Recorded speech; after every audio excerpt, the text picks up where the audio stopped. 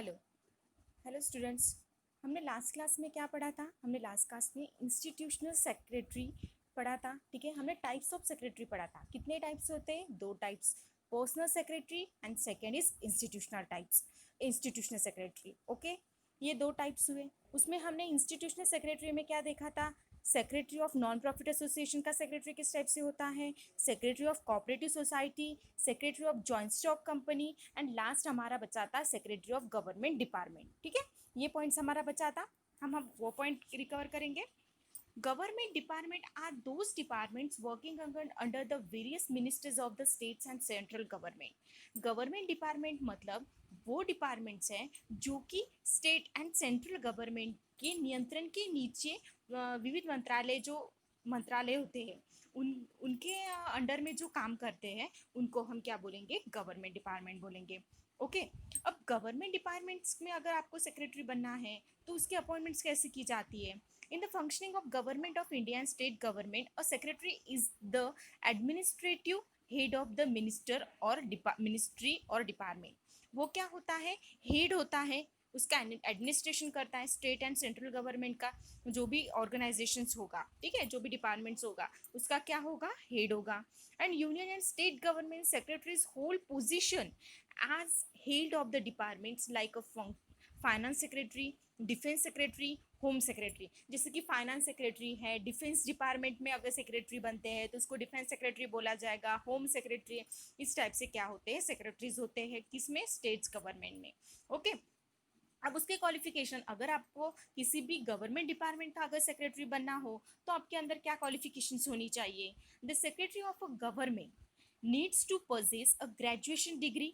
The secretary should pass the civil service examination conducted by the Public Service Commission and be in Indian Administrative Services. मतलब आप एक graduate होने चाहिए, आपने graduation की degree पास कर लेनी चाहिए, या फिर बीए हो, बीकॉम हो या बीएससी हो, ऐसा कोई भी उसमें स्पेसिफाई नहीं किया है। आप कोई भी ग्रेजुएशन डिग्री पास कर लो। उसके बाद है आईएसए का कोर्स आप लोगों ने कर लेना चाहिए। अगर आप वो कोर्स पास होते हो तो आप क्या कर सकते हो? किसी भी गवर्नमेंट डिपार्टमेंट के सेक्रेटरी बन सकते हो। ओके, ये हमने देखा सेक्रेटरीज ऑफ गवर्नमेंट डिपार्टमेंट्स। यहाँ पे हमारे टाइप्स ऑफ सेक्रेटरीज फिनिश हो जाते हैं। हमने उसमें दो टाइप्स देखे थे। पर्सनल सेक्रेटरी कैसे होता है? किसी भी इंडिविजुअल पर्सन होता है जो बिजी वर्क में होता है, उसको बहुत ज़्यादा वर्कलोड होता है, उसका वर्कलोड कम करने के लिए वो खुद के लिए एक इंडिविजुअल पर्सन को अपॉइंटमेंट करता है, उसे हम बोलेंगे पर्सनल सेक्रेटरी। ओके, उसके बाद हमने इंस्टीट्यूशनल सेक्रेटरी देखा, उसमें आपने 4 टाइप्स देखे। उसमें हमने देखे secretaries of non profit association देखा, सेक्रेटरी ऑफ कोऑपरेटिव सोसाइटीज देखा, secretaries of joint stock company देखा, और secretaries of government departments. Okay, यहाँ पे हमारे टाइप्स ऑफ सेक्रेटरी फिनिश हो जाते हैं। उसके बाद देखेंगे हम function of a secretary. Secretary के फंक्शंस क्या है? सबसे पहला फंक्शन है उसका करस्पॉन्डेंस। उसको क्या करना पड़ता है? करस्पॉन्डेंस होना पड़ता है अपने डिपार्टमेंट्स के लोग एम्प्लॉयज के साथ। ओके, अभी देखो इसमें क्या दिया है। One of the important functions of the secretary is correspondence. Secretary looks after the inwards and outward mail, replying of inquiries and outsiders, government departments and other stakeholders. उसके बाद है secretaries also look after the various records of the organisation. इसमें बोला है कि जो secretary होता है उसको करस्पॉन्डेंस होना पड़ता है इनवर्ड्स एंड आउटवर्ड्स। मतलब हमारे डिपार्टमेंट के लोगों के साथ भी, या फिर डिपार्टमेंट के बाहर जो लोग हैं, जो अदर पीपल है, उनके साथ भी। ठीक है, उसको मेल करना, उसको रिप्लाई देना, उनकी कोई क्यूरीज है तो उनको आप सॉल्व करो और उसको लेटेस्ट करो। ठीक है, उसके बाद है कोई आपके स्टॉक होल्डर्स हैं, उनके साथ आप करस्पॉन्डेंस हो, उनके क्यूरीज को सॉल्व करो। अगर उनकी हमारे लिए कोई कंप्लेंट्स हैं तो उसको आप लेटर्स भेजो, कंप्लेंट्स लेटर को रिप्लाइंग लेटर्स करो, रिप्लाई लेटर्स करो। ठीक है, ये सारी काम काम किसको करना पड़ता है?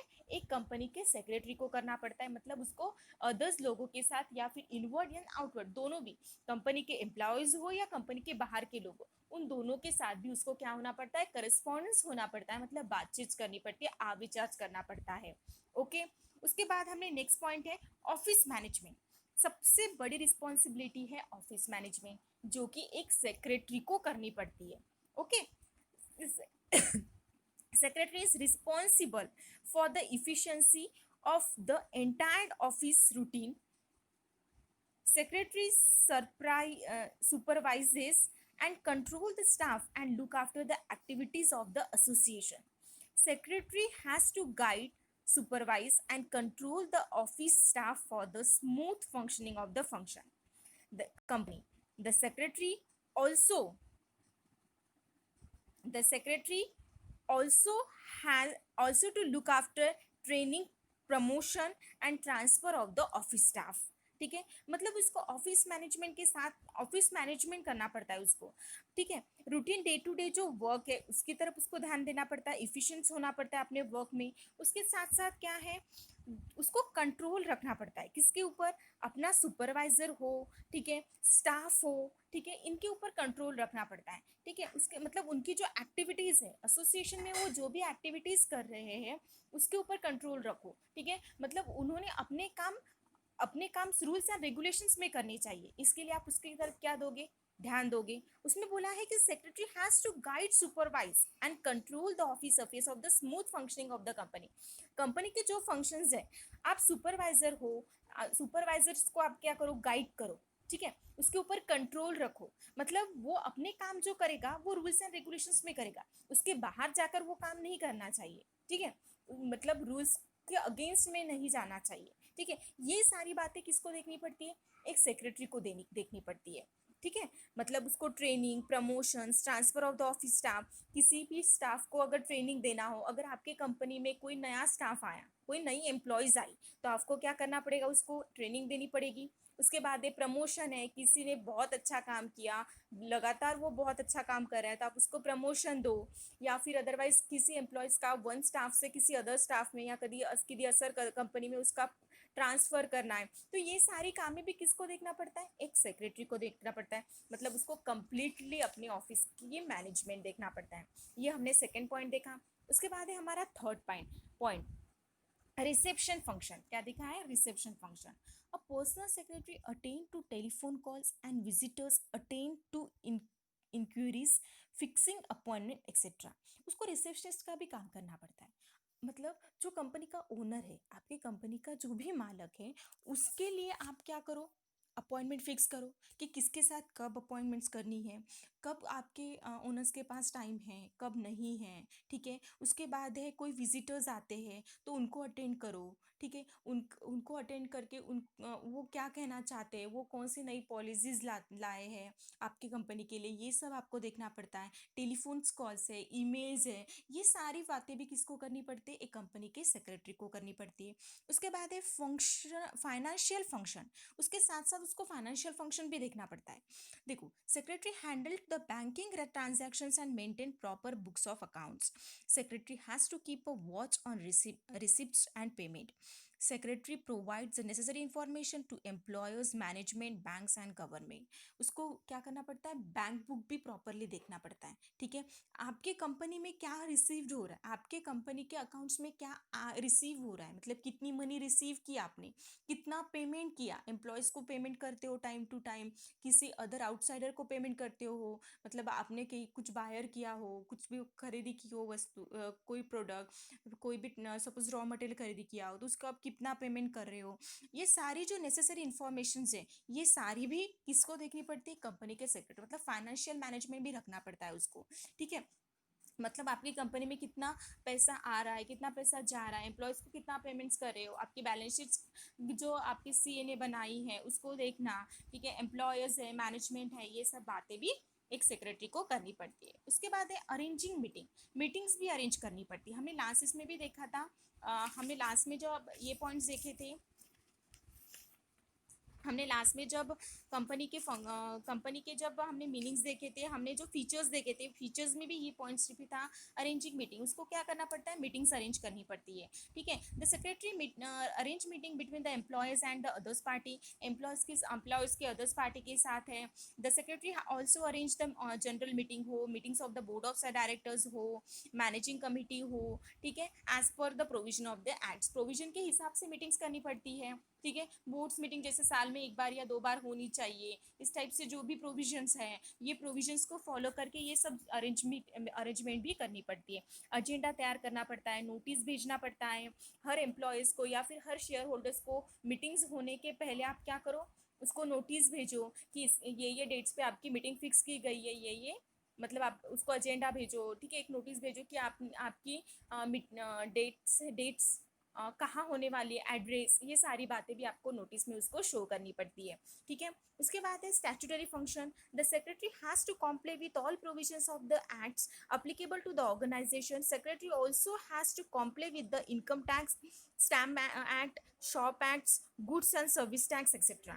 उसके साथ साथ उसको टैक्स भी देखनी पड़ती है, कंपनी को टैक्स पे करना पड़ता है, इनकम टैक्स पे करना पड़ता है, स्टैम्प ड्यूटी पे करनी पड़ती है, ये सारे भी टैक्स उसको देखने पड़ते हैं, ठीक है। मतलब कंपनी को क्या पे करना पड़ रहा है, ठीक है, कंपनी इनकम टैक्स कितना पे करना पड़ रहा है उसको, स्टैम्प ड्यूटी कितनी पे करी, गुड्स एंड सर्विसेज टैक्स है, जैसे अभी जीएसटी आया हुआ है तो जीएसटी कितना पे करना है, ये सारे भी बातें किसको देखनी पड़ती है, एक सेक्रेटरी को देखनी पड़ती है। उसके बाद है assistant in formulating policy. The secretary has to collect statistical data and information. The information assists the management in formulating policy, ठीक है। उसके बाद आपके कंपनी में कोई पॉलिसीज अगर अप्लाई होती है, ठीक है, कोई भी स्टैटिस्टिकल डाटा है, कोई भी पॉलिसी अप्लाई होती है, तो वो सारे फंक्शंस भी एक सेक्रेटरी को देखने पड़ते, असिस्ट करने पड़ते।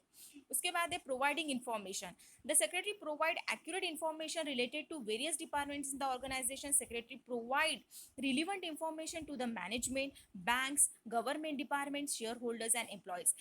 सेक्रेटरी को प्रोवाइड इंफॉर्मेशन भी प्रोवाइड करनी पड़ती है, जो अदर शेयर होल्डर्स है, शेयर होल्डर्स को आप मीटिंग में प्रोवाइड करो इन्फॉर्मेशन कि आपकी कंपनी ये 6 महीने में या ये साल भर में क्या आपकी कंपनी की पोजीशन है, ठीक है, आपकी कंपनी कहाँ लेवल स्टेप करती है, मतलब कहाँ है आपकी कंपनी, ओके। उसके साथ साथ एम्प्लॉयर्स को भी आप इंफॉर्मेशन प्रोवाइड करो, ठीक है, उनको एक गाइड करो, ठीक है, उनके अगर कोई नया प्रोडक्ट्स आता है तो नए प्रोडक्ट्स के बारे में उसको मैनेज क्या करो, उसको उनको गाइड्स करो, उनको इन्फॉर्मेशन प्रोवाइड करो। ये सारी भी बातें किसको करनी पड़ती है, एक कंपनी के सेक्रेटरी को प्रोवाइड करनी पड़ती है। उसके साथ साथ नेक्स्ट है administrative function. The secretary perform administrative functions like assisting in appointing employees, distribution of office work, supervision, training, promotion. Secretary maintain all statutory books under properly custody. से एक जो कंपनी का सेक्रेटरी होता है, कंपनी का secretary जो होता है, अभी बोला हमने, वो vital important role of the company, company का एक इंपॉर्टेंट घटक माना जाता है कंपनी के सेक्रेटरी को, क्योंकि उसको ऑल ऑल ओवर इंफॉर्मेशन, उसको पूरी इंफॉर्मेशन आपकी कंपनी की पता है ना। तो कंपनी के एम्प्लॉयज की ट्रेनिंग से लेकर कंपनी की एम्प्लॉयज को इंफॉर्मेशन तक पहुंचाने का सारा काम कौन कर रहा है, एक कंपनी का सेक्रेटरी करना है। तो उसको क्या करना है, प्रमोशन, अगर किसी भी एम्प्लॉयज का अगर प्रमोशन करना मतलब करना इंपॉर्टेंट है, जैसे कि वो कंटिन्यूअसली अपने वर्क अच्छा कर रहा है, 2 साल या 3 साल हुआ अच्छे से वर्क कर रहा है, अगर वो कंटिन्यूअसली वर्क करे तो ऑब्वियसली उसका प्रमोशन होना चाहिए उसको, ठीक है। उसके साथ साथ अगर कोई नया पर्सन आता है उसको ट्रेनिंग प्रोवाइड करनी चाहिए, तो किस टाइप से ट्रेनिंग प्रोवाइड करनी चाहिए, ट्रेनिंग प्रोवाइड करने के लिए आपने किसी एम्प्लॉयज को अपॉइंट किया होगा, तो ये सारी बातें भी कंपनी के सेक्रेटरी को देखनी पड़ती है, ओके। ये सारे फंक्शंस है कंपनी सेक्रेटरी के, ठीक है। हमने देखे कि कंपनी के सेक्रेटरी को क्या क्या करना पड़ता है, ठीक है, हमने क्या क्या देखा, क्या क्या करना पड़ता है कंपनी के सेक्रेटरी को। सबसे पहले उसको करस्पॉन्डेंस होना पड़ता है। उसके बाद नेक्स्ट है ऑफिस मैनेजमेंट, सबसे मेन है उसको ऑफिस का मैनेजमेंट करना पड़ता है। उसके बाद है रिसेप्शनिस्ट फंक्शन, उसको also work as receptionist function, उसको रिसेप्शनिस्ट फंक्शन भी करना पड़ता है, विजिटर्स को भी अटेंड करना पड़ता है, ठीक है। उसके बाद है फाइनेंशियल फंक्शंस है, अरेंजिंग मीटिंग है, स्टैट्यूटरी फंक्शंस है, assistance in formulating policy, providing information, and last is administrative functions. ये हुए कंपनी सेक्रेटरी के फंक्शन। हम नेक्स्ट क्लास में देखेंगे qualities of secretary. Okay students.